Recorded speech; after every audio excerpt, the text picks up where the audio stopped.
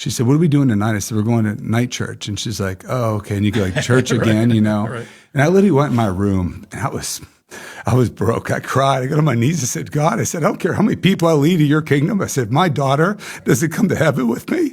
I said, I failed as a father, as a husband. And I said, Lord, I need you to encounter her like you encountered me. And I prayed and I cried out to him. That evening we went to church. And the pastor said, hey, we're going to play some worship music. If you want a fresh encounter, just come up to the altar. Let's worship God here at the altar. And I boldly got out of my seat. My wife followed me and my children. And I just wanted to show her. I wasn't waiting to see who goes up and see if I should go. I'm like, I'm going to be the first one at the altar and show her that. I mean business. I want to press in. And so anyway, I got up and went with my family. And I looked back and she's coming up too.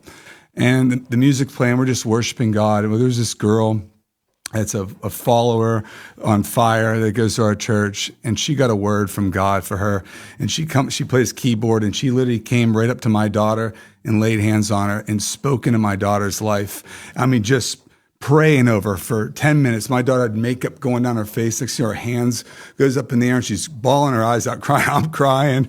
The girl that's praying over is crying. And anyway, that evening, my daughter accepted Christ. And she said, Dad, this girl knew so much about me that nobody knows. And I said, that's God using somebody who's all in to reveal himself to you because he loves you and he wants a relationship with you.